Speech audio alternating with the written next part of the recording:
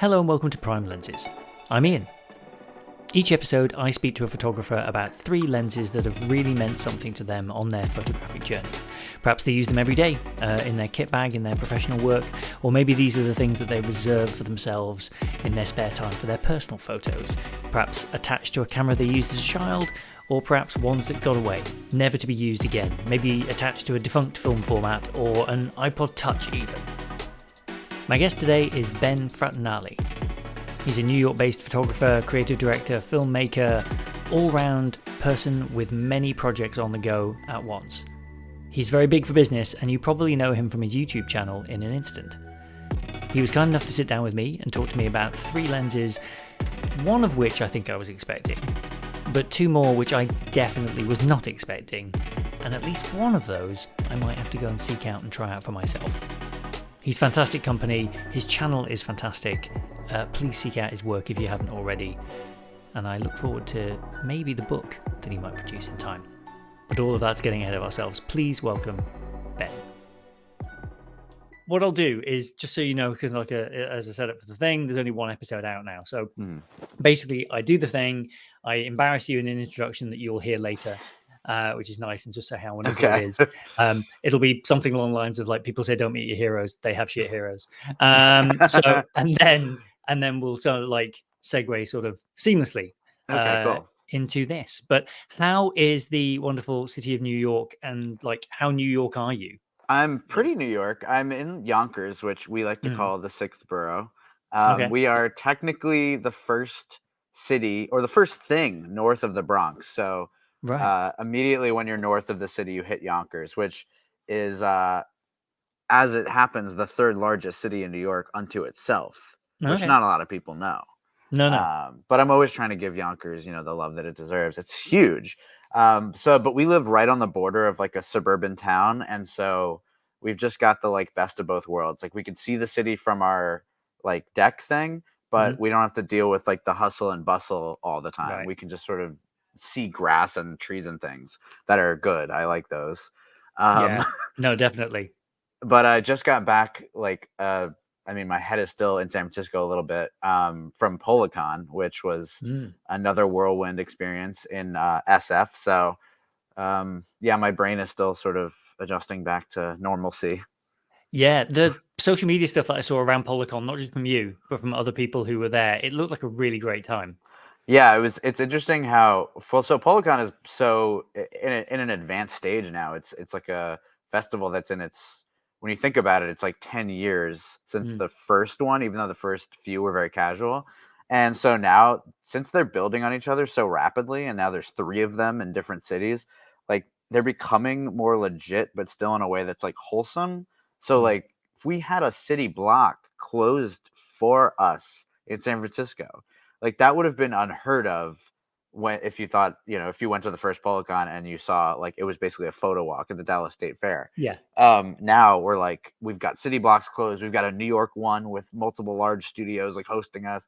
So it's become larger from like a capacity standpoint and maybe a production standpoint, but the peoples are still the same peoples and the same lovely faces you get to see a few times a year. That's so good. That's great. How do you travel with all that like film? Because that like that's the thing. Is like one of the things I really wanted to sort of talk to you about was like the kind of, I guess, the practical nature of just how much product you produce. Because producing a load of files to handle is like legit annoying, right? Like managing Lightroom, managing files, having backups, like legitimately an annoying thing for everyone. Oh yeah. But you're making things, and they're sometimes the only copy of that thing. Like I shot some Polaroids at a family wedding once that were like, came out like much better than they should have done and were fantastic. And then you're like, I'm trapped in the Highlands with the only copy of this image that they might want to keep for the rest of their lives. Yes. Oh no. But how do you like travel with all that stuff, like both there and back? You're not like giving, you're giving some of it away. But yeah, no, it's definitely a precarious thing, especially like the example that I could think of immediately was when I went to the Polaroid factory in the Netherlands, and then I took a train to Switzerland. All the while, I was carrying the film that I had shot with me and the film I had not yet shot. And I was capturing arguably one of the most like meaningful experiences of my life. And it was probably the first time where I was legit nervous that like Mm. this stuff is on me and I'm traveling like in a foreign country. I could easily have a scenario at security where something gets scanned or something is misplaced just due to me Mm. carrying bags across countries. So it is precarious, but I do also have systems in place to avoid any real trouble. Yeah. It depends on the shoot, how long it is, but sometimes I'll find labs on location. Right. So if I'm in California, for example, which I do end up there a lot, there's always a lab, so I can drop it off, and I've got ones that I trust. Same with like Hmm. Seattle, various cities that are like hubs for just jobs that I have to do and places I'm Hmm. shooting. But I've also gotten very good with the TSA people. They're kind. Right. They're Yeah. very. In the end, they get more and more lackadaisical over the years, and they just take a little swab and just move on. And so you end up. I keep it on me at all times, like it's in my Yes. backpack. I'm never Got putting it. it in another bag, even my roller Yeah. bag. Like it's on me, Yeah. on my body. Yeah. So it is a precarious and precious thing, but we've survived so Yeah. far. No, that's really cool. I love it. It's funny on the subject of being swabbed. My Leica gets swabbed at Really? airports. I think it's so the M11 doesn't, but the M10 used to because it was made of brass. I think, and I think Oh. that thing going through a scanner. I don't think they see many kind of really Mm. solid, like basically a solid piece of brass going through a scanner, and they're just like, "What is that?" That is Um, interesting. I hadn't thought of that. so So yeah, your bag always gets pulled off to the side? so the camera bag would always get pulled off Yeah. to one Damn. side, irrespective of everything. But it was, but it's digital, so I'm not worried about like X-rays Right. and things Yeah. interfering with it. And it should be like handmade Yeah, properly your in digital Germany, right? files are not at risk of getting any X-ray effects. No, no. The most stressful thing with digital is like when you're trying to upload stuff or back it up using hotel Wi-Fi, Yeah. as Oh my opposed to God, like a that's a real. Then nightmare. then you're like, well, it's a similar perilous situation, but in theory, Yeah. like especially the newer cameras where they've got internal memory as well as Mm-hmm. a memory card. Yeah. And so you're kind of a little bit like, well, it's okay if the memory card fails because I've got an internal memory. Like I legit left the house the other day without a memory card, which is something I never That's do, amazing. and didn't notice because the Right. camera was just like, I'm cool, I've got space, Yeah, and it's didn't even, amazing growing up with those cameras and they never had that. And I always wondered why they didn't have that. Like internal storage requires like 1 millimeter of like why not just right? come with it? Like even 8 gigs or Yes, something. yeah, So just thank God they're doing that anything. now. Yeah. Yeah. No, it's a lot better now for sure. And I think the reasons for not including it are kind of gradually, as we all know that they're nonsense, right? They're like the Right. extra $200 or whatever they charge you on a phone for like Yeah. the next increment up when it costs them One less cent. than just a Yeah. tiny amount. Like, but Tim Cook's Apple is the supply chain Apple, so that's It's why true. that's why they do it, right? Yep. Teams reflect their leads.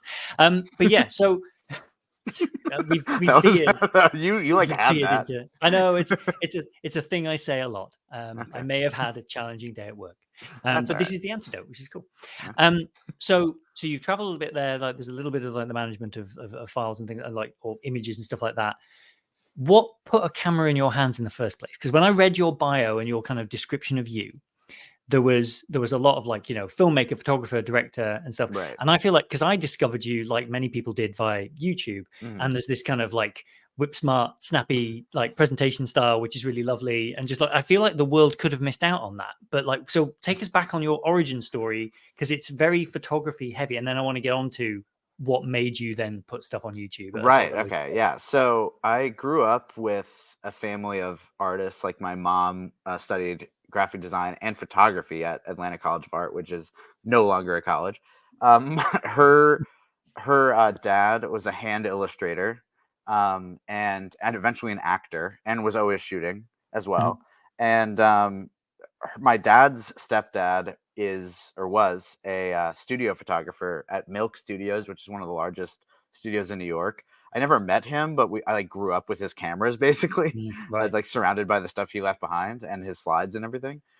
So I was definitely exposed to photography essentially immediately. Like my Mm. mom gave me a Polaroid camera when I was 2, Right. to just like Yeah. let's see what he does with it, because it would be funny to see what he does. And the photos are crazy, but it Mm. definitely got me like involved with that.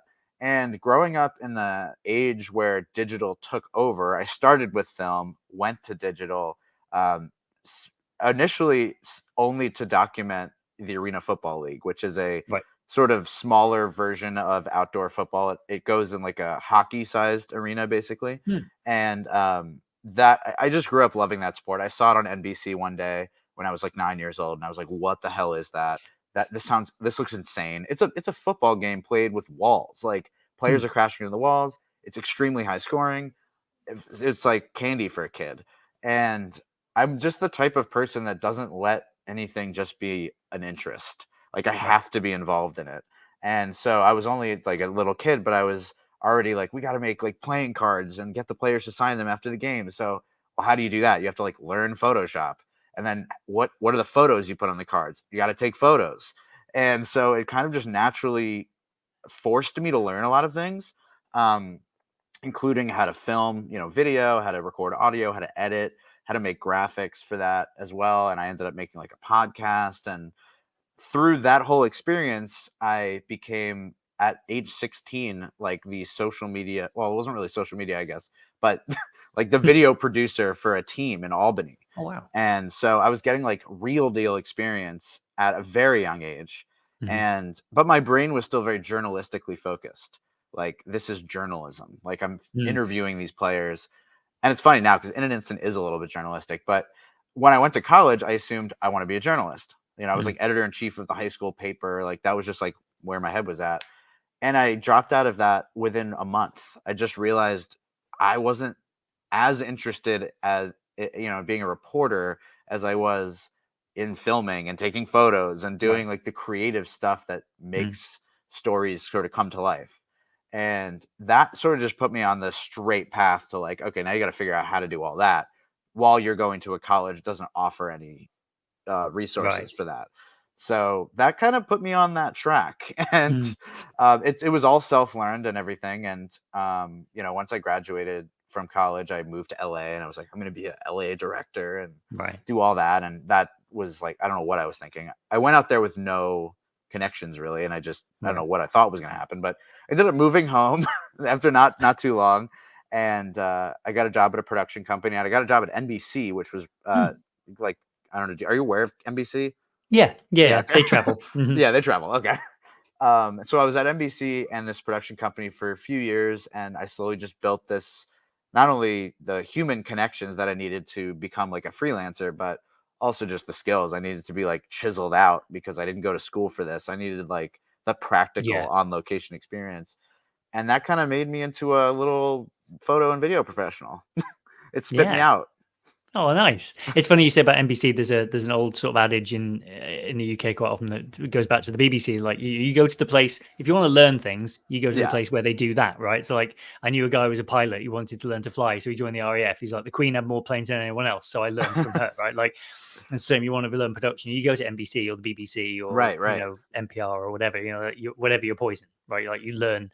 Yeah, learn from those people. It's funny you've said the journalistic thing as well. That totally makes sense now in terms of it bleeds through as an It does influence a little bit, in I an feel. instant. Yeah, I Yeah. hadn't really thought about that too much, but it definitely is connected.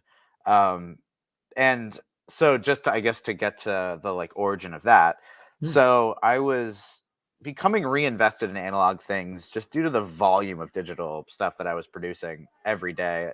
right. I'm so busy. I do so many productions at once, whether it's like a personal project and a client project, and like three of those at once. And I was just getting kind of like, okay, I'm doing this for work. Like Hmm. that is what I do for work. And there, as much as I love what I do, there is always a feeling of like, I want some other thing to play with. Right. That's because I do what I love, and so I kind of want something that's like for me, I Yeah. guess. And so I've discovered over time that like that's what film was to me, Hmm. and I became obsessed with the history of it and the nitty gritty of it and how everything works and who the people are that made it work, Hmm. and just everything about it is so rich and interesting, and the people that even love it are rich and interesting. Like the Yeah. fans and the shooters are really interesting, and the community is so loving. It's like this whole other world, Mm. and I just slowly gravitated toward it. And right before I started that YouTube channel for like 5 years, I was doing, and back to the Arena Football League, I was doing a series essentially, not like in an instant, more like filmic, I guess you would say, Mm-hmm. like highlight reels and short films about the league and the players. And that was basically my in an instant for like 6 years. Right. And I've essentially switched to doing like an instant film YouTube channel with my free time. So that's that's how we ended up doing that.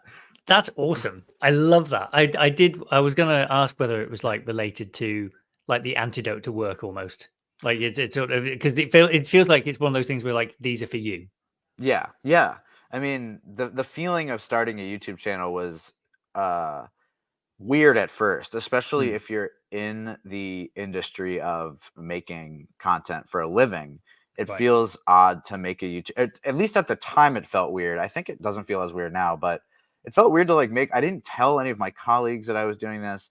I didn't tell like even some of my friends. I was like a little bit embarrassed that I was starting a YouTube channel. Now I'm realizing I like shouldn't have been, but Mm, it was a little bit like, what am I doing here? And I was pretty like timid about it. I recorded like 8 episodes before I even launched the channel because I wanted to like see what this would even look like right. and whether it was any good. And I didn't Mm, even know if it was any good, really.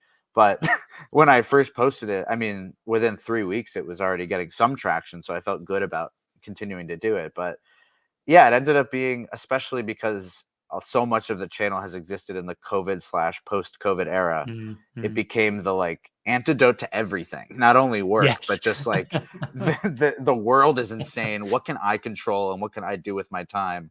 And it Yeah. became the thing that I could do and still do.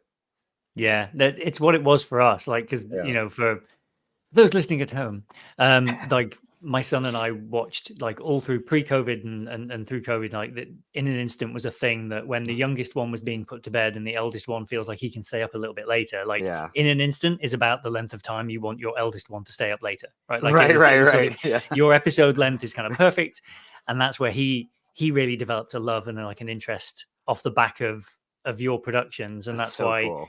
it's brilliant. And That's that's why when amazing. putting these conversations together, I was like, I have to try and talk to Ben because it's been such a little touchstone for the pair of us. And I know that when he's older and he's got his Polaroid camera, he's going to talk to someone, whether it's on a thing or in a pub or whatever. He's going to talk about getting his first Polaroid and watching it in an Wow. instant and things like it's we've been doing them again, watching them again recently. And we were watching like the Instax Mini the other night, Oh and yeah. That's myself then. So unbelievable to hear. I mean, it's so it's cool. like the best possible thing I can ever hear because I'm only doing it to like spread the love of it. And so Mm, when that like reaches a destination, it's the best possible result. yes. Like I was saying that it's for me in some ways, but it's also for other people. Mm, And I always make content or whatever I'm producing, it's with the thought of who is receiving it. And that's sometimes not always the case, in my opinion, with some YouTube videos and some YouTube right. channels where it feels like you're documenting something, but why am I watching it? Like it's Mm, not like providing value necessarily beyond right. showcasing you. And so that was always such a important thing to me. So to hear something like that is so lovely. Thank you for saying that. Yeah, no, it's a pleasure. It's nice to be able to say it to someone. It's like the opposite of that character in Hitchhikers, who's going around Yeah. the universe. It's like I'm going to call every creator who's ever meant something and just go, "Is your name Ben? You rock," and then Oh, and that's then so dive out the door. nice. I wish I could hug you through the friggin' screen, but Oh, it's you can bring it in. unfortunately it's Um, like Well, look, one day, yeah, the way the we'll figure it universe out. operates, we'll We'll figure it figure it out. out. Yeah, yeah. But that's so that we don't lose sight completely of the conceit and the pretendy reason that the excuse for calling you up. Sure. That's a nice segue onto your first lens choice, which was the only one of your three that I think I expected. Like, I Okay. think if this hadn't been on the list, I'd have been very surprised. So your first, you should probably tell, like your first lens choice was. Yes, my first lens choice was the 116 millimeter f8 lens on the Polaroid SX70 cameras, which is also shared with the SLR 680, SLR 690, pretty much every folding Mhm, Polaroid camera with a glass lens for 30 years. yeah. It's to me such a touchstone lens because it informs you what instant film can be. Mhm, It's at first, I think when anyone thinks of Polaroid, they think of the 80s cameras, the cameras that were the plastic cameras that are more snapshot style cameras. And the moment you hold an SX70 and the moment you focus with an SX70 and you focus with that lens, you mhm, get to see, oh, this is like something much more immersive than that. This is something much more art driven than that. And you can control so much more just by being able to manually focus Mm, and achieve images that are rendered the way that a glass lens can. And especially one that was produced in like the height of the engineering of cameras. It's mm. so beautiful to use. And so that lens is like, it changed, I would say like it changed everything for me, just my perception of Polaroid. It's funny. I have a Sofort, Yeah. the Leica Instax, and Alice bought it for me, my wife, as a joke years ago. She was like, "This will be the only Leica you ever own," Oh my and God. bought it. But it was funny because I made some photos with that very early on, and the first thing she said was like, "Is this like different film?" And I was like, "No, no, no. That's the great thing. Like, as mad as those people in Wetzlar are, like they put a slightly better lens Right. on this Fuji camera." And suddenly the performance is way, way better because it turns out that's the secret weapon, isn't it? It's like it's always glass. It's not the sensor. It's not, modern cameras. It's not the body or the film. Like if you put better glass on the front, that's where That's you'll see true. the difference. And it's the same. I have an SLR 680, which I purchased from a small place you might have heard of called Brooklyn Film Camera. Oh yeah, I've heard about it. Yeah, yeah. I may have had a conversation during the pandemic, like, hey, I'm not like paying for gas money anymore. Can I? But yeah, it's a fantastic camera and I love it to bits. But you're right, it's night and day, isn't it? Yeah, Compare when you see one for the first time. it's like a watershed moment, I feel like, for most Mm, people. And it's interesting you point out the glass thing. I mean, I feel like the i2, which is the newest Polaroid camera, mm, the newest high-end sort of SX70 replacement, I guess they're trying to make it, mm, isn't glass. And that's like mm, that was a very difficult thing for, I think, a lot of people to comprehend. Why mm, would it not be glass? It's still not totally clear to me why it's not glass, to be clear. Um, mm. but I also can fully acknowledge that the polycarbonate or whatever the heck they've done with it is as sharp as the SX70. Yeah. So it bucks a lot of like my expectations, everyone's expectations for Mm, what a lens is and what it should be, because yeah. I think no one thought that's what the i2 lens should be. And yet Yeah. it's Yeah. really as good. And it's f8 Yeah. lens and it's sharp wide open, and like it's hopefully going to shepherd the next generation of people who want to acquire that look and something fresh out of Polaroid. And so, Mm, yeah, I love that we've now got sort of both things in the mix. You can have yeah. both, and they can both exist. Yes, exactly. That's the thing, and that's the other reason for, I guess, having these sorts of conversations is there's a lot of fustiness and Yeah. rules around things, and I think the minute that we attach rules to people being creative and enjoying themselves, like the thing I talk about a lot on the podcast is about, it's not, in many cases, it's not our job, right? Hmm. Like I have to I've taken my camera and lenses to the MotoGP and felt like I have to get coverage. And it's Right. like, I'm just here to enjoy it. Like Yeah. it's not, the guy, episode 3, where I interviewed this guy, Rob, who shoots MotoGP for reels, right? And his Yeah. images are flipping incredible. They're like sharp and bright, but they're also Yeah. like paintings. They're just amazing. I genuinely don't know how he does a lot of it. It's amazing. Um, and I don't want to, like, I want the mystery to last. But it's like, that's things like, that's not my job. That's his Right. job. Right. Right. He Right. should do. I should just go and have a small bag of stuff. And I met someone like walking around and just like killing themselves in the heat carrying gear. And it's like, what if I just took one lens and just had a laugh? It's Yeah. fine. I Like can't imagine doing it, but I'm proud of you for doing that. I've I never been tried. the type of guy who could Oh, limit it's so good. themselves to just one thing, but that's a curse that I just have to live with. Yeah, well, I have my one camera rule, but it doesn't seem to apply to instant film cameras. And I Okay. was watching your i2 video again last night and thinking, I mean, I don't have one. I have an i1. I don't have an i2, and there's a lot of Polaroid film behind me on the Yeah. shelf. Like it's just waiting. It's You true. know If you don't have one, the alternative would be having one. exactly Yeah, right, that's really right. interesting. And Yeah. it's funny. I worry about getting into trouble for having another camera. But there was one time, the Keith Haring Polaroid Special Yeah. Edition, Yeah. right? So I wanted one because it's beautiful, but Sure. I didn't need another 600 series Polaroid camera. Yeah. And then on eBay, I found a display model from a shop. It was Really, that's boxed, so cool. and it's on the shelf behind me. And it's just, in fact, hang on, Yeah, why not? let's do that. Look, it's a real, like, it looks like a real Polaroid, Wow. right? Yeah. I have one of It's got the those, but I didn't lens. even know that like existed for other kind of special editions. That's really cool. Yeah. So like, I was like, this is perfect, and it was 30 quid, and so I bought it, and it came, That's and a steal. it Yeah, and it looks just like the real thing. And so I said to Alice, "Look, I got this thing," and she was like, "I don't know if that's more annoying that you Yeah, it have one that might be isn't more real." annoying. It doesn't even work. It's We like it just doesn't we even just work. invested in a substantial. It was just a substantial investment into transparent Polaroid cameras that are Oh, also yes, non-functioning. yes. And Lauren, my wife, had a very similar reaction. Like, I'm not sure why you did this, but Are I'm these the sure box that ones this is from the good. 80s, right? Like These the are see-through. new. These are Oh, like new. really rare, directly from people that worked in the factory. Transparent I2, Go, No. a couple others. It's like a crazy haul. I'm not sure yet Yeah. how to like handle the fact that I own these. Like it's A, Yeah. irresponsible to own them, frankly. B, it's like I have to display them obviously in our new Yes. studio, but C, it's like should I even show that I own this? Like it's almost irresponsible to own them. But what are you gonna Yeah. do? You know, I had to No. have it. Yeah, of course. It's brilliant. So I work my day job is working in video games, and I know people who have source code to things from a long time ago, and it feels a bit like that. It's like Yeah, yeah. it's on a floppy disk. It's like I've got the source code to the original whatever, and it's just Yeah, like yeah. they're like, I feel like I shouldn't have this. It's like, yeah, but everybody who owned it, like the company's gone, man. Like you are the Right. Yeah, last. yeah, yeah, exactly. That one day those samples will be the same thing. Someone's One gotta day those have it. see-through samples. Yeah, yeah, exactly. And it should 1,000% be you, but in a UV protected display Yes, case. I will be protecting it with my life and armed Yeah, yeah. guards, obviously. Of course. It Well, is you've got an America. attack dog. Yeah, exactly. Yeah, people bashing down your door. Yeah, Like, automatic weapons. yeah. No, completely. So, how, just keep moving. I don't know. I live in the Highlands of Scotland. We have a very different like No, to I like love it. the outside. I've got like deer in the garden, like and loads of ticks. It's completely Oh, different. grout ticks are trouble. They suck, but Yeah, it's their they garden, literally suck. as it turns out. Yeah. Yeah, they're back, but Hmm. it's a seasonal thing. Anyway, Well, we're off topic yeah. again. But yeah, so you're doing the YouTube thing. You've got your collection of crazy Polaroids.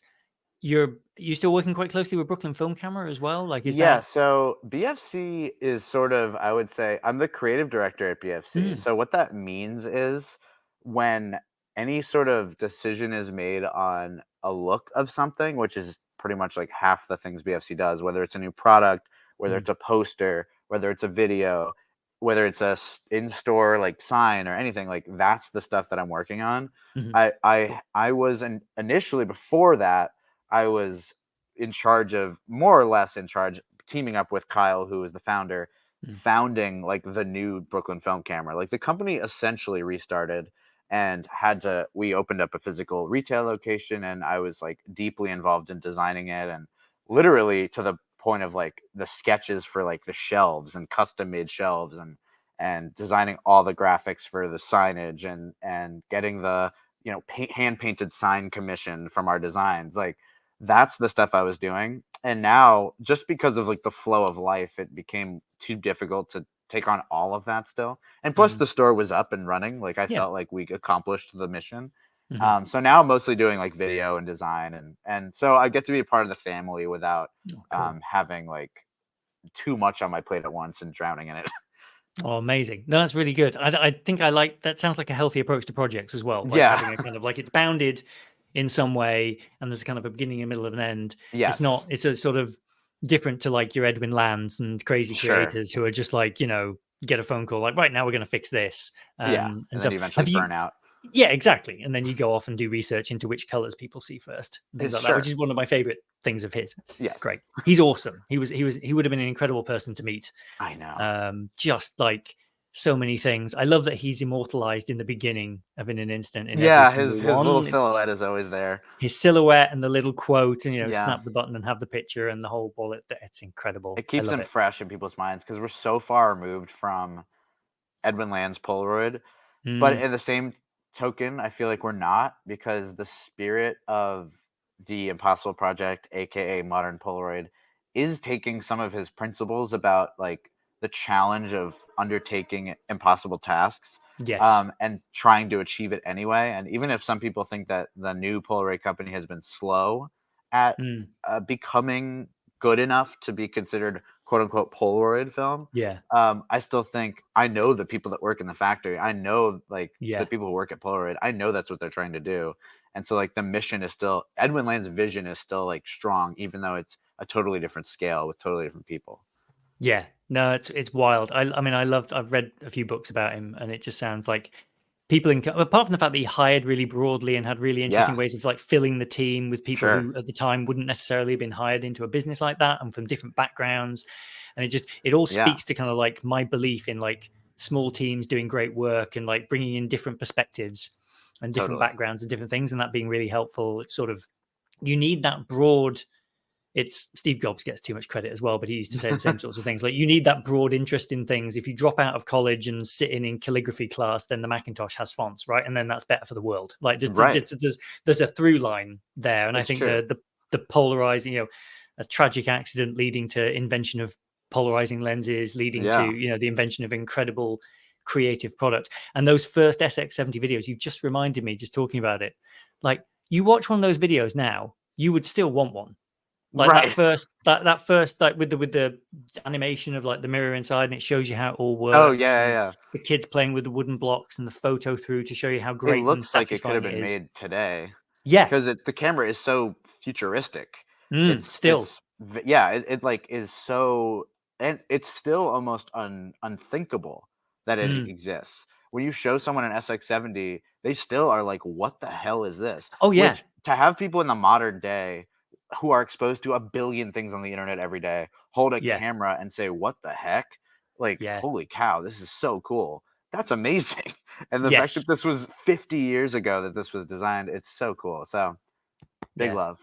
No, it's still a magic trick for sure. It is. Um, I think the thing about like talking to you, I was expecting like every lens is going to be the SX70 lens, but we should probably segue on to your second choice, which unexpectedly A is a Canon, and B is like super wide at Yep. 20 mil. It is like f2.8, which to me is like the one true focal length. Like for me, Yes. sorry, the one true aperture. Because Yeah. like It's a my favorite baseline minimum. lens, my favorite lens of all time is the 35-8. Like, it was on a Canon Oh point and yeah. shoot that I had as a kid, right? And that to me is what photos look like. Sure, sure. Yeah, My yeah, yeah. favorite lens on my Leica is a Zeiss 35-8.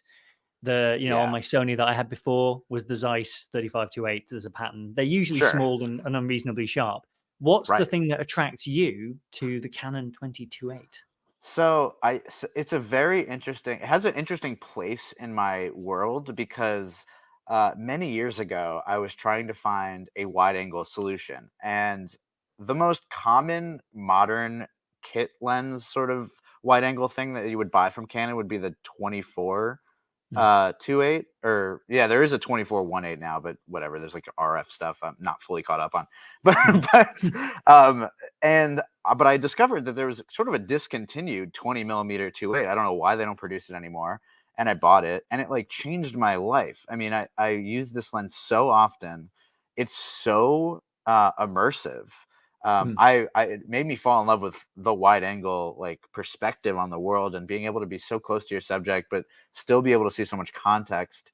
mm, And it's so unusual, I guess you would say, and it almost is like lomographic in some ways. Like, you mm, get this dramatic vignette. The colors rendition is so punchy, mm. and I picked this lens in particular because I feel like it's the marriage of my digital life as well. Like, this is the Right. kind of lens that I would use for actual like digital video jobs. I haven't Yeah. used it that much with film, to be honest. I have, Mm, but it's not like my go-to for 35mm or anything necessarily. But yeah. I feel like I have this relationship with it that is still very important. And just as a quick shout out to, you were talking about 35 mil, the Mm, 35mm 1.8, that is RF lens that Canon made for the like new R series cameras, mm. that would be like a tie almost, because Right. that lens has the stabilization paired with the camera's stabilization. It's almost like you're holding a gimbal when you're filming with it. It's unbelievable. But the 20 being so wide also kind of has that sensation. Yeah. You feel less movement when you're holding it. So Yeah. I just love that lens. Yeah, no, it's very cool. And this is exactly why I wanted to have these kind of conversations, because like there's magic. I can see it in your eyes. Like, there's magic in it. Like, there's like, Yeah. and it's even more satisfying when it's something that someone else sees. And it's I might as well have met you pushing a trolley along the street with tin foil wrapped around your head. And you're like, Yeah. man, you haven't seen it. You haven't Let seen me the show you this. 22.8. Yeah, it's flipping wild, man. Yeah. No, that's awesome. That's really cool. So that's like your desert. That's one of your desert island digital. Yes. And I Yeah. feel it's very unheralded. I've never Mm, seen anyone else with it. I don't no. know why. It's such a good lens. And like, I do feel most people defer to 24, and 20 is just that extra bit of like wow factor. Yeah. And I'm never, ever gonna sell it. I've had so many situations where like I've maybe gone like a year without using it, Right. but I would never sell it. It's No. just like you're like you said, like the desert island digital lens. Yeah. No, I feel the same way about my 35. I sold it. I let a guy get into my head in a shop, Unbelievable. Can't believe he and did that. yeah, no, I'm an idiot. But then at least I bought it back for less Okay, from there somewhere you go. else. So there is that. But Yeah, there is that. yeah, it's a magic black and white lens. It's beautiful. But yeah, that's really cool. Have you, because you're talking about the digital there, like have you ever made any books of any of your work? Like I know you've been featured in some of like the Lomo little things, like Yeah, Off You Go I've and made stuff. I have one book, Roadside Hudson Valley, which was Mm, a Polaroid book. right. And I'm sort of in pre-production on a book right now. I have a body of work that I've been like chiseling at for probably like 4 years, Mm, which is sort of this like Americana exploration and sort of right. like what still survives in America from an era that's like not only was sort of a lie, the idea Mm, of like the American dream and this like space age uh, perspective and hmm. optimism on the future that was sort of like almost a guise for what was really happening in America. And Hmm. all those relics that are still around. Every time I go to a city, I'm on the hunt.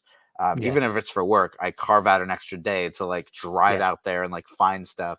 And so I've been doing this for a while now. So I have a large collection of images that I do want to publish. So I'm talking with like a publisher right now. We'll see what happens, but Oh, that would cool. be like the next publication. But I've only really dropped one book proper. I've Yeah. designed and made other books, but they haven't been like sold. Oh, wow. That's Yeah. so cool. I will look Yeah. forward to that one. Is That would that where be all the neon stuff fits in yes, as well? that will Like, it's fit in part of there. that? And I think Yeah. that it would be a multi-formatted kind of collection. Like you'd have Polaroids, you'd have medium format stuff, you'd have like 110, you'd have just like strips of 35. Just I Mm, want to make it like mhm, a hodgepodge because America is such a hodgepodge, and I want it to mm. kind of feel like almost like a road trip document in some way. So Yes. we'll see how that all maps out. But Yeah. that's like currently in pre-pro.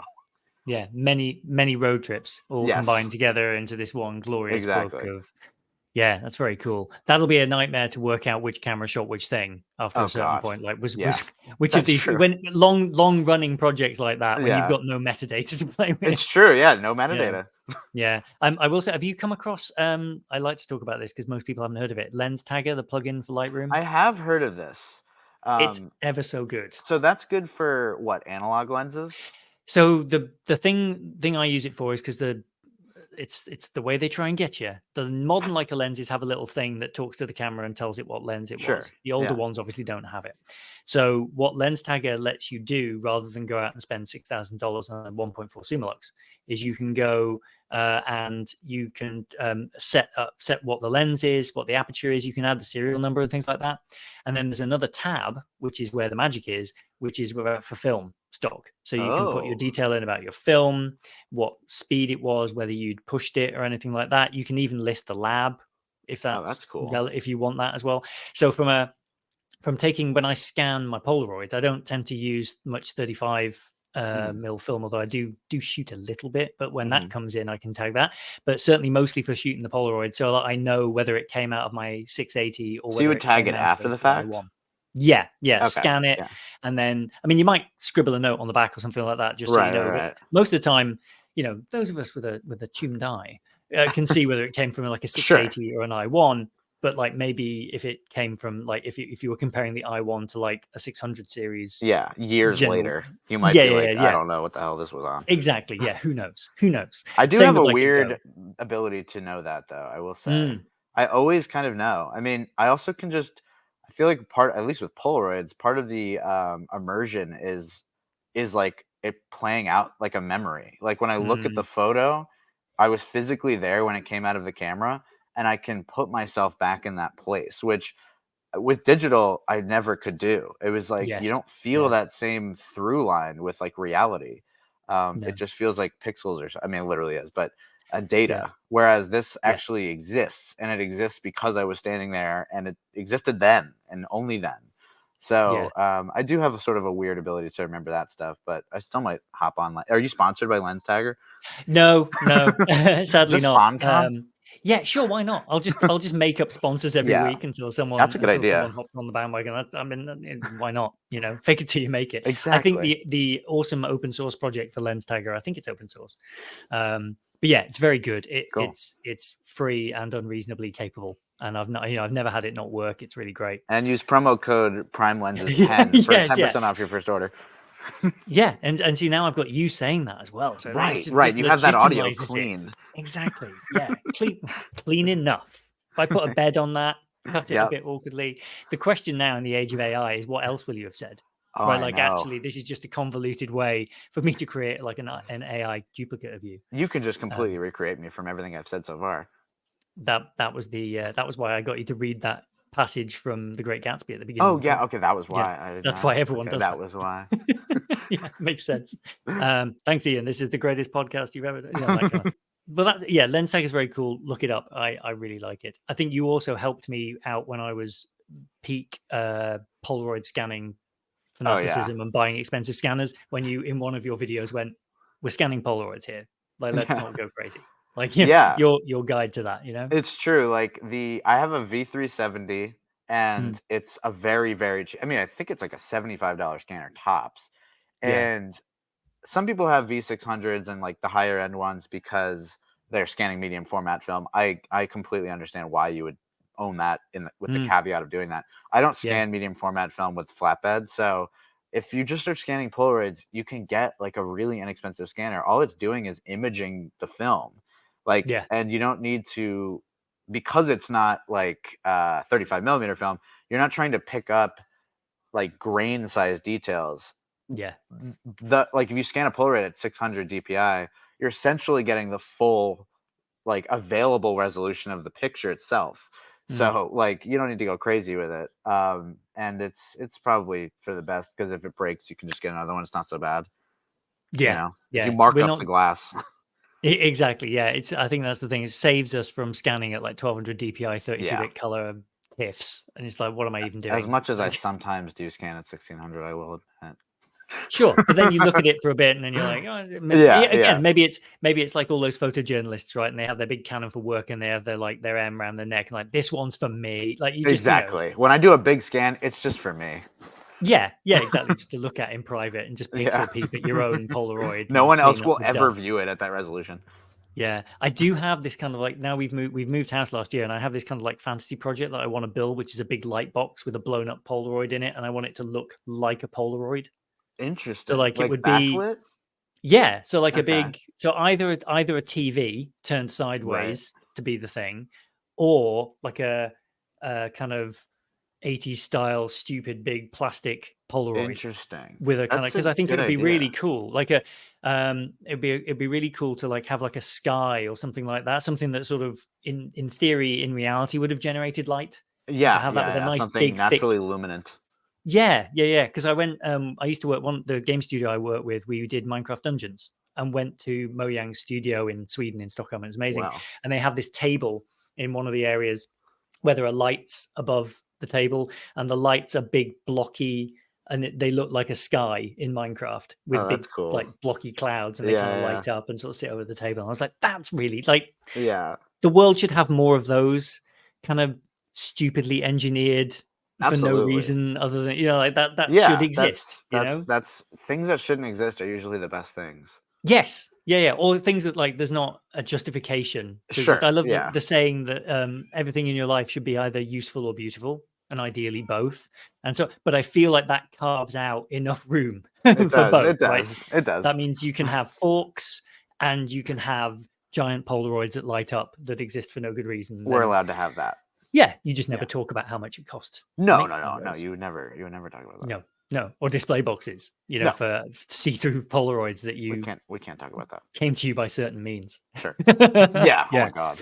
Yeah. Smuggling them out. Is that where the story came from? You were like smuggling things out of. It was sort of I've built a bunch of connections from the Polaroid just the fact that I was there, and that's sort of how it came about. It was like, we have these transparent cameras. We feel like you would be the person that would cherish them the most. Like, do you want to like buy these, basically? And it Mm. was from like an individual who worked in the camera department. So, but it was one of those things where it's like, how could I not? But to your Yes, point, it's like, it's not even useful because they don't work. they can But never work. Yeah. but still, it's like, Yeah. but they're so beautiful and like Mm. historically beautiful because there's like so few of them. So Yeah. sometimes you just need stuff like that. No, completely. I think sometimes you need a non-working Keith Haring that just needs, Exactly. it should have been saved just so that you know that it exists. No, 100%. I have, my desk is covered in them. I love. Do you remember the Surface Duo? Not a Oh yeah. camera, but yeah, Oh like my god. reading books on these things and taking notes on them, a delight. Okay, They, well there they you go. for no other reason than just like I can scribble. It completely failed as a product for all Right. sorts of complicated reasons. I'm glad it still works. Oh, it's great. No, it's really good. They made a really good thing. It's criminal that Wow. people just didn't go for it at all. It's Right. a really good one of those. But I will say, like all really cool things, it is less good in a bunch of ways. Like Sure. a slab flat thing. It's like the folding mechanism of the SX70, right? Like Yeah. it is just unreasonably clever to have achieved that and to have engineered that. But But if there we're are all being caveats. honest, if we're all being honest, Yeah. like the ability to get it out, be ready, you like, hang on a minute, I'm gonna open Yeah, this yeah. up, and oh, then the moment's gone, right? Like Right. there's, It's and true. it probably took them years longer as a result as well, Oh because my it was just god, so yeah, for sure. So much more unbelievably expensive to hard. do that. Yeah, yeah, it's it's ridiculous. But anyway, we digress. So from complicated, hard to make things to a potentially much easier to make thing. So talk us through your final choice of lens. Yes. So the final choice is the Nikkor 300 millimeter W large format lens. This is a huge piece of glass, probably definitely the largest lens I own. Hmm, And this was the first and only lens that I bought for 8x10. I don't have any other lenses for 8x10. It's the quote unquote normal lens of 8x10. You could say that right, like 300 millimeter on 8x10 is similar to like a 50 millimeter on right, on 35. And when you think about what that means, it means that you're getting the like compression of 300 millimeters, and the like you're getting the 300 millimeter focal length, but you're seeing so much more context because of yeah, the size of 8x10 film. And so it's to me like the perfect exhibition of the magic of that format. Like, you could shoot at 300 millimeters, which would usually be like a telephoto focal length, yeah, but you're getting a person's like chest up when you're standing like 5 feet away from them. It's crazy. yeah, And this lens ended up being, at first I bought it and it was like, oh my god, I just spent a lot of money on this 8x10 stuff. Hopefully that's not like the worst choice I ever made. Thankfully it didn't end up being a bad decision, because not only was the experience of shooting with that lens and shooting with 8x10 opened up a lot of doors photographically and experientially. Like, hmm, even just a friend visiting and they're there for a day and it's like, I would really like to take an 8x10 photo of you. You end up having, even if it's just for 20 minutes, this like special moment of setting up the camera, and they're like experiencing it, and they're looking down this huge lens barrel and you're looking through them on the projected ground glass on the back, and the image you make in that moment is so inherently special and feels more special maybe than any other kind of portrait, just because of the process. hmm, And so it ended up being sort of integral to a business that my wife and I started recently called Analog on Hudson. And it's essentially, so like I was saying, we live north of the city, not too far, but far enough where like people move here hmm, and are doing that to not live in the city. yeah, And so we end up being surrounded by a lot of folks who used to live in Brooklyn, used to live in Queens, used to live in Manhattan, and they liked some of the stuff in Manhattan and Brooklyn and the boroughs, like artistic things, but they didn't want the like craziness of it. And we realized we can be like an artistic avenue for people that have moved away but still want that. hmm, And we started doing these like pop-ups where we would bring the Intrepid, we'd bring the 300 millimeter lens, we would bring them into a cafe or bring them into a clothing store, just because we were like building relationships with people locally. and we would do like photo shoots all day. Just you can come in, get your portrait taken, and the experience of people like seeing it, realizing A, that film still exists, B, that like you can still use a camera like this. Mm. um, it opened up a lot of doors. The camera and the lens itself ended up becoming almost a business card. Right. Like it's Yeah. our favicon on the like on Google. Like if you look it Nice. up, because it's like you immediately recognize that those bellows and that lens Mm. Mm. equals something Yeah. special. And it ended up becoming a very important object because we just opened a new studio that's a street level Mm. studio that you can walk into and have your portrait taken, and that camera and lens are always set up, and anyone can come in and always check it out, even if they're not getting like a portrait. And I'll show them the ground glass, I'll show them the magic of it. So yeah, that ended up being something that I will never sell and will always stick around. And the film's still available, which is Oh also yeah. the incredible thing, right? Like just being able to get hold of that. How hard is that to get it? So Presumably 8 some by production. 10 sheet film Mm. is very easy to get. It's always in stock. There's many different varieties of it. Some that Cool. are actually very affordable. Companies like Cat Labs, which is a store in Boston. I don't know exactly how they've wrangled this, but they've been able to use like other companies' production lines and basically make their Mm. own film. So they have 8 by 10 that's available for like extremely affordable costs, like $4 a sheet, which is Wow. it's like twice the amount of a single Polaroid sheet, so it's not Yeah, really yeah, like yeah. that much. And so yeah, it's the sheets are very, very easy to get. The thing that's really hard to get is the Polaroid 8 by 10, Right. and that is the biggest shame of limited availability, because I find I'm most at home when I'm shooting that format. Yeah. It is so experiential and immersive. I know I've used those words a bunch, but it's the ultimate example of that. You can take the picture, carry the negative over to this machine, and you're like, okay, here we're doing this now. And you take the positive, which is like the translucent sheet, you're feeding it into the processor. You're like, you can hit the button, and like you get the person to hit the button, and the Mhm. sandwich is made through a machine, and like you can watch the whole thing happen. I don't have to disappear and develop film and scan it and all that. It's just Yeah, yeah. all there in front of you.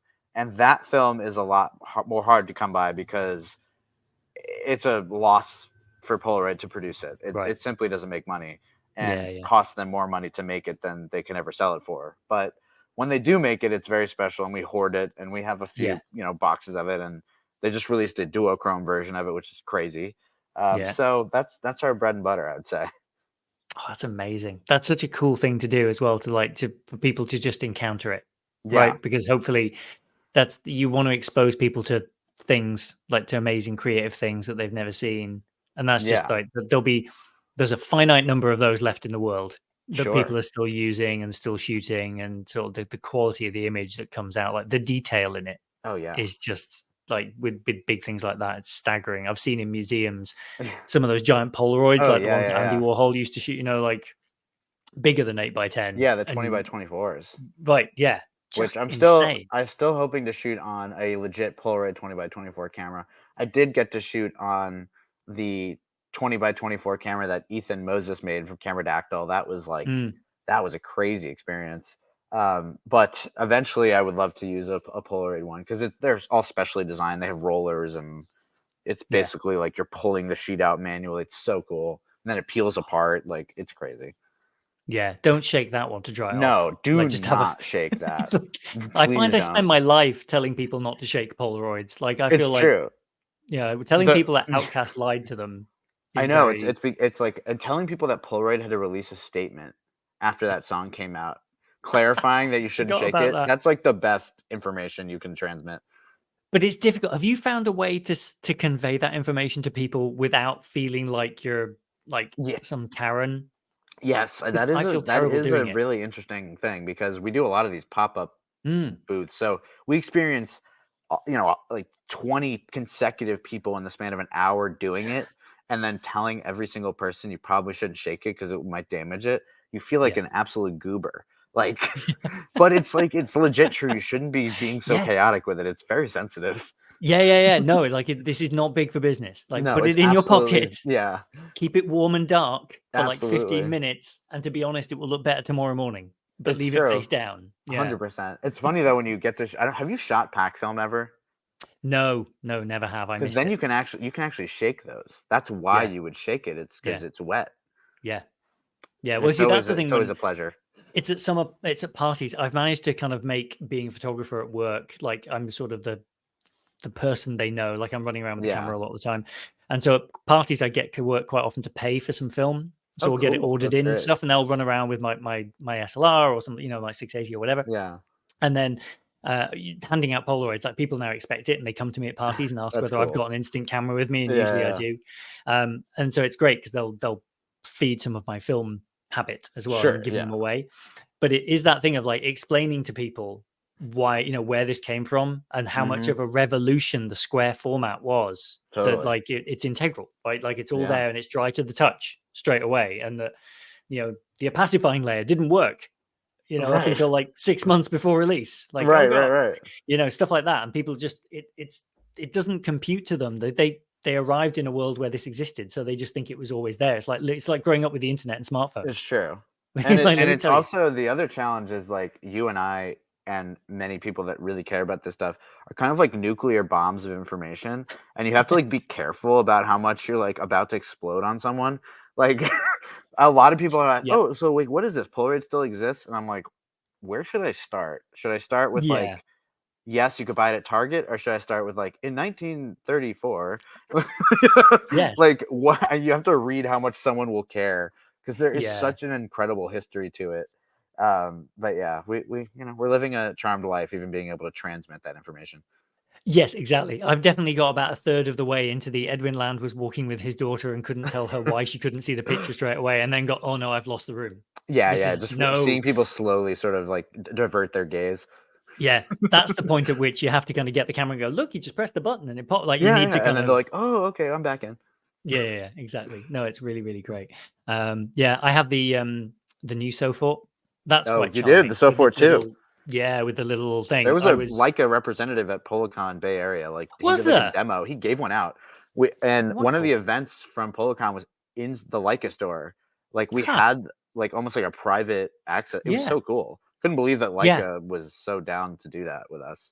They're a funny company, They man. are. Like I like that if the rumors are true, the original Sofort existed because their chairman was in a board meeting and was like, can we do something fun? I feel like we That's should do something amazing. fun, right? And that because he saved the business years, like they were going to go out of business in the I 90s, remember and he that. Yeah, came yeah, in as yeah. like chairman and investor, right? And he seems to have steered them pretty Sure. well Yeah, yeah, ever since, absolutely. right? Like they seem to be doing well, and excuse me, the last couple of years they've managed to actually grow, which is cool, Yeah. because then they're not selling like millions of No, units, no, no. They're like not a there's volume company. They no. require loyalists to be, like, a Yes. part of their ecosystem. Yeah, but I think it's funny. It made me think of it when you were talking earlier about like the story that comes along with being a Polaroid fan, Mhm. and the story. The kind of like you could use any number of cameras to Right. make images, right? Like there's any number of those that exist, but one that comes with a story and one that comes with like an Mhm. interest and a bit of a like, you know, oh, there's this one for this and use this lens for that, and oh, these guys they used to use this and that was really crazy. And I just think there's the stories that come along with that. I Mhm. think why people are so fanatical about Leica and so fanatical about certain, like you get it with certain models more than you get it with brands like the GR, the Ricoh GR. Mhm. Yeah, Just yeah. has like it's one of the most incredible cameras ever made, right? Just Sure. ever, like all of Yeah. them are. It's tremendous, right? It's Right. unreasonably small, incredible image quality. They have a look, right? Yeah. Like they've taken some incredible street images, and so it's just like if you can latch on it, if there's one of those that speaks to you, then you're a goner. Like Right. that's how I feel about the M. It That's how I sucked feel you about in, you're Polaroids. done. You look through that viewfinder for the first time, and you're like, oh no, this is going Yeah. to be expensive, This is gonna and be the that's end of it. me. Yeah, yeah, yeah. I'm definitely going to finish this call and buy an I2. Like I Oh, know that good, that's going to okay, I'm happen. That's glad. It's already added to your cart. Use promo code practically. PrimeLenses10 to buy your first, I2. Yeah, yeah, yeah. Just and then with the when I'm paying for the divorce lawyer, I was using the Sure, promo code. yeah. It was Ben's fault. Like just if Exactly. Maybe they'll get a promo code for the lawyer. They could be a sponsor. yeah, yeah, yeah. I can sleep on your couch, right? That's a thing that we Sure, can yeah, do. absolutely. Yeah, This yeah, couch, 100%. yeah. Excellent. No, that's really good. Well, well, thank you so much, Ben. Like this has been just a flipping massive treat. I was struggling last night to do prep because I was so excited. to talk to you, because I like your videos are great and the stuff that you make and put out into the world, and hearing about you taking those 8x10s and lugging all that gear around just to kind of show people the wonder of this stuff. I think you're doing the Lord's work. It's amazing. Oh, I appreciate it. And I'm so happy to be on the show. I really appreciate you having me on. I've always loved communicating with you virtually. And this is technically virtual, but we're like Hmm. sort of hanging out right now. Like, I Yeah. appreciate being able to see you. And I hope one day we can somehow do this in person. Yes. No, me too. Definitely. I'm in the States a couple of times this year. Oh, So well, I will be in New York probably around May. So well, I'm let's trying to make that. carve out Just a come bit of for that PolaCon weekend. NYC. Oh, there you go. When's that? When's It's PolaCon like NYC? the middle of the month, like the 16th or 17th or something. I'll be a bit too early. What I'll do is basically we'll kick off PolaCon. If you can have a ribbon Yes, ceremonially we'll have set up, day zero, day we'll negative just zero. we'll pretend that I'm famous in the UK for Polaroids. And we can just Exactly. come and like, this is Johnny Polaroid Oh my from God. London. Well, I'm gonna be able to take your 8x10 then. Isn't that Yes. a beautiful ending to Yes. this? That I can Oh, actually do that amazing. with you this Yes. year. Okay, well that's Yes. great. We'll arrange that. Yeah, Brilliant. All right. awesome. Well, thank you, man. Have an amazing rest of your day. Thank And you. You I too. Have will an see you amazing rest soon. of your life. Oh, No one says that. no, they should. They Let's should. start. I'm going Yeah. to end Okay. every episode with that. Have an amazing rest of your life. Yes. All right, mate. Take All care. right. Thanks so much. Bye. My eternal thanks to Ben there for taking part in the show. It was an absolute joy to sit down and talk to him for an hour about all things Polaroid. And I did go out and get an i2 after this conversation, and I am completely obsessed. I've shot with it so much over the weekend. It's amazing. Go and look at my Instagram. This thing's going to cost me a fortune. It's all Ben's fault. I may yet need to sleep on his couch. But my thanks to you for listening, and if you've enjoyed it, tell a friend, and we'll see you next time.